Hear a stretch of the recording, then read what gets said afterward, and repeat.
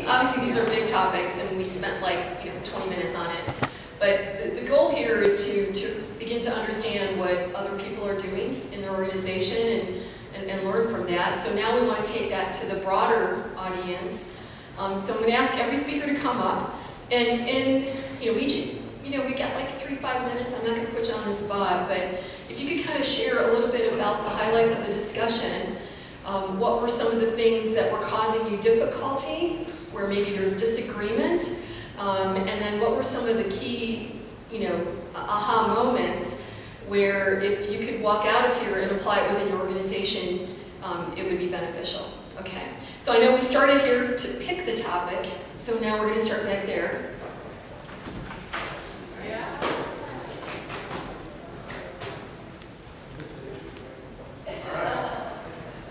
Well, we are table 5, crazy looking group over there. We did adoption, so we broke it into 2 pieces. One from a customer perspective and the other from an employee or internal perspective. So when you think about adoption from your customers, your end consumers, we started to look at how can you publish content that, one, is relevant and insightful, understanding what their interests or needs for this channel could be. And we started to build that out, but then we started looking at how could this replace other touch points through that ownership cycle. So when you start looking at all your traditional ones from point of purchase all the way to post-sales, how can you start re-engineering things where you can put social in place of other traditional contexts? So some of the ideas that we had to drive awareness, to get people to start shifting to this social channel, we looked at mobile integration or the use of QR codes to start redirecting them to other channels that may be more efficient.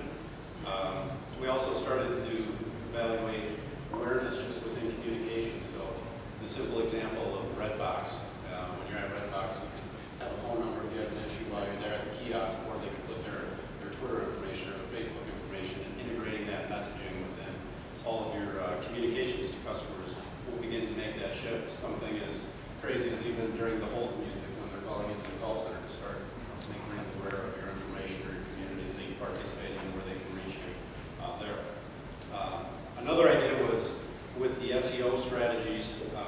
If you take a look at your top 10 call types or other reasons why customers may have a simple Q&A type question that they're calling in for, do that search in Google and see what sort of communities show up. What sort of information is out there. A lot of it's probably pure information, but can you publish content in those communities? So take something as simple as, from the GM perspective, how do I pair my iPhone with my Bluetooth radio and my Buick? Something that they probably get a lot of phone calls for. But if you search it in Google, probably one of the top results is Yahoo Answers. So can they put content out in those areas so that other people start viewing that answer, that information, that knowledge-based material that will avoid contacts down the road? So all of these different strategies are really tied around how can we get consumers to start adopting this channel as a primary touch point, replacing some of these existing things throughout the ownership cycle. One of the crazy ideas that the team had, though, was like a hostage situation, where if they need something from you, maybe you demand that they have to contact you through this channel for it. That one was a little bit extreme, but we also looked at the opportunity, to do lead gen, driving certain incentives, coupons, different things that are only available through this channel. And obviously, the Redbox example this morning showed how quick that can spike your level of community participation. So the next area that we looked at was from an internal perspective. How can you get your employees to start using social and that internal collaboration? How can you start developing a community amongst your employees? And a lot of good examples at the table of what's being done within their intranet to be able to do that. Some of the things that within the intranet, blog information that's coming out, the ability for employees to comment directly in there, news articles that go out on the intranet, the ability to comment in there. And then also discussion areas. There's a lot of good ideas and questions and common questions that employees have that other employees can help them with. And there was one example from Rogers where it was just a simple question that somebody posted where everybody thought, well, this is a stupid question. Of course you get this mobile device when you're a new employee. But what they found out was for 4 months the new employees weren't getting that mobile device. So it identified an issue within that onboarding process. So that open communication and collaboration really will start to drive your culture in the way that your employees can start learning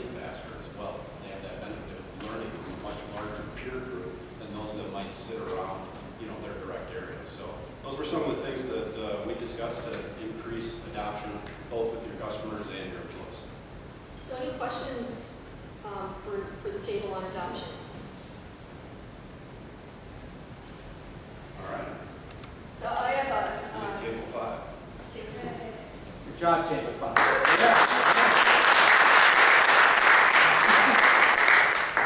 So this is what you get for volunteering. The speaker gets, Yeah. and the note taker.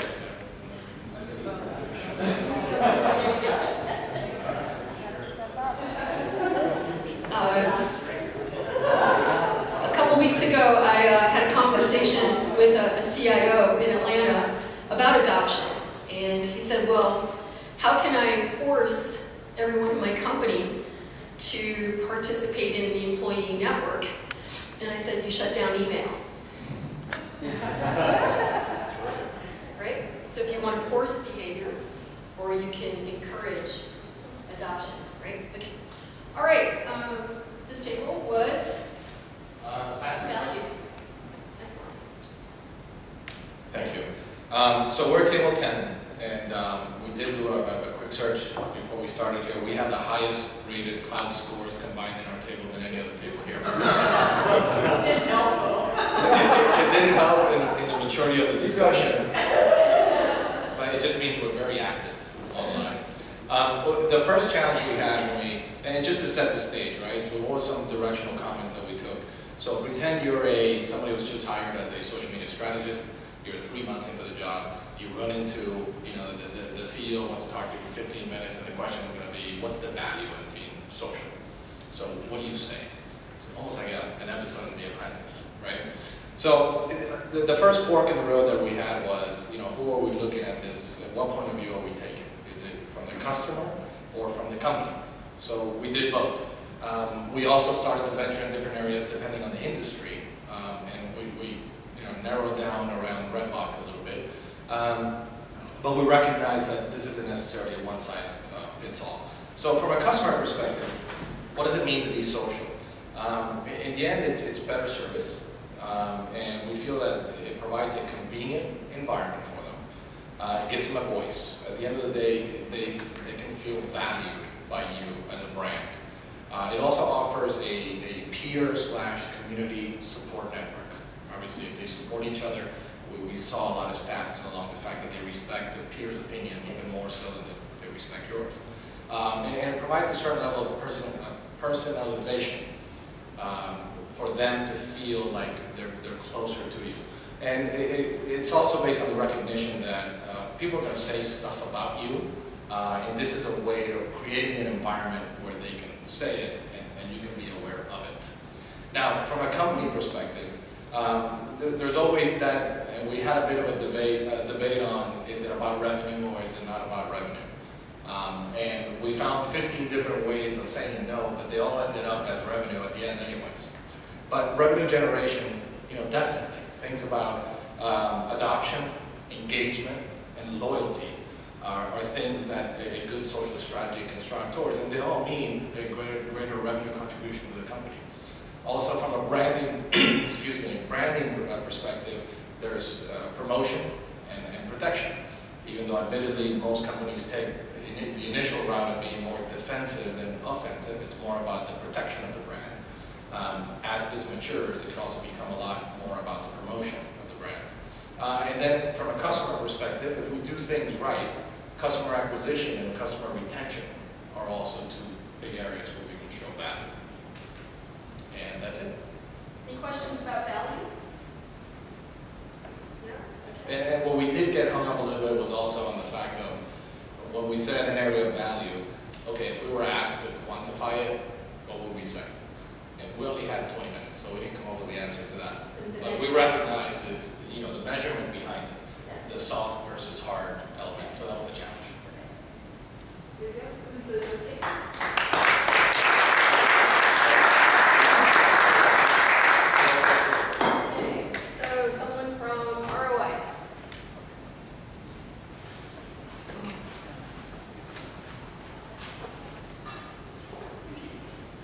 Good afternoon. That's as silly as this morning, right? Good afternoon. Oh, wonderful. I'm Roger, and it's a wonderful, passionate team here was talking about economics and ROI. And I'm very glad that you brought up the value issue before us, because actually we were drifting into a values discussion for the following reason. There was really a schism between the group and talking about classical approaches to justifying like a channel of information and its impact on reducing the cost of interaction through customer service, right? As a classical way of looking at this. And the other side of the argument was more a matter of, well, wait a minute, this is a game changer. This is not just another email client, right? So don't think of it that way. Think of it as a totally different way of looking at information coming into your business and what you're going to do about it. As an example, the MVP scenario with Microsoft, their product choices and therefore the value of those driven by their MVP interactions must be very high. They wouldn't allow these people to come in. So the return on that investment in that type of social media interaction could be much higher than shaving a cent or two off of your cost of an FTE or your cost for a call. So it circled around, well, let's think of the business in a different way.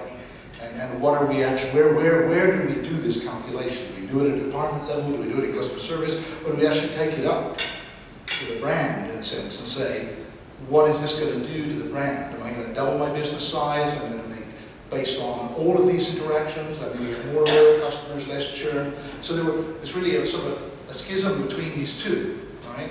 Because it's so difficult to measure some of these new technologies. So this is a disruptive technology, and therefore the business should be looked at differently. The model and the formula for success of the business probably need to be looked at differently. And as a result, the return on investment calculations need to be looked at differently, right? So that was really the left and the right and the forward and the back of the discussion. So thank you for setting us up with the value conversation, because it's almost like you can't separate these two, right? Unless you want to take it as just another email client, right? Which is not what we're talking about, right? Questions about economics ROI? Yes. So with the schism in the group, do you guys agree to agree or agree to disagree? We're still breathing. Oh. All of us. And I think we actually came, I would say we came to somewhat of consensus that we should look at the business differently, you know, and not just use the classical model, right? And see how that would change the way you do business.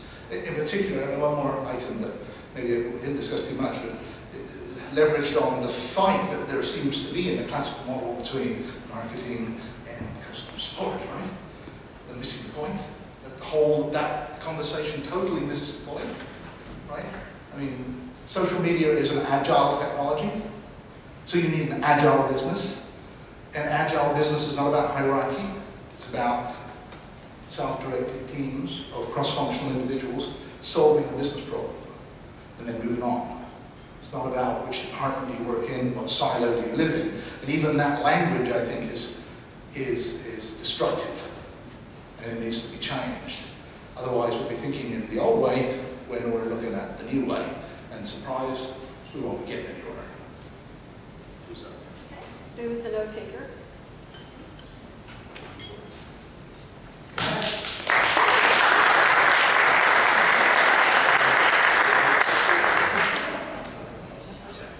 So we were table one, people on the bus, and what we were looking at was a couple of different aspects of people, from the standpoint of who needs to be at the table, the seat at the table, and sort of against your agile comments. We did talk about it from a departmental roles perspective.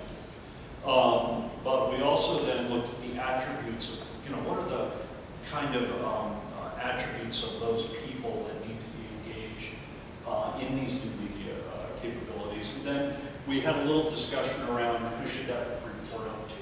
So some of our findings out of that, and unfortunately we just agreed across the board, didn't we? We were very happily got together on all these things. Basically marketing, customer service, PR, corporate comms, sales support, regulatory and risk, depending on your business model, are all people that should probably be at the table and engaging in these roles. Anybody basically that is going to be touching or interacting with a customer or need to receive response from your customer base. And then the other piece of this that I think was a very good point brought up is the fact that we need to tie that all together with probably quality organization or people that play a quality role within the organization so that we can keep this all tied together and continue to improve the process over time. And then around the attributes perspective, we were talking about obviously customer-focused, resourceful, empowered, which I think goes to a lot of what you mentioned, the agile capability, good judgment, obviously communications capability, open-minded to new media. We did have a little sort of discussion around that. We were thinking that they got to be focused on social media more to the point of that they are willing to learn, willing to get into that space, open-minded about those new types of media. Sympathetic, and industry-specific skill sets, obviously, because every industry is going to have very specific points or point people that they need to engage in these situations. We talked a little bit about whether these are junior roles, senior roles, almost across the board. Everybody agreed that this was something that people aspired to. In other words, that it was the more advanced positions within the organization that took on new media roles. And then lastly, we did talk around who it reports up to. Again, we really, everybody at the table had somebody different that they reported up to, from this table. Basically, we figured it comes down to the culture, the size of the organization. The bottom line is no matter who or what it is, it needs to be clearly defined. Questions around the people side of this? Okay. Thank you. All right.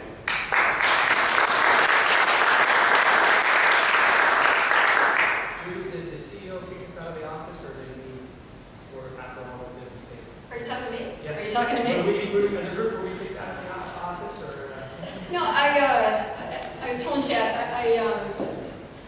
I like doing this, and I tend to try to do these kind of sessions, because the fact is that in many cases there's no the right answer yet, because we're all learning, right? And so part of what I hope that you get out of this is that it's a journey, and the evolution of the Customer Response Summit has been part of that journey. So if you look at the speakers, like Christian said, that were here a year ago or 2 years ago, where they were in that moment in time versus where they are today, versus where they're going to be a year from now.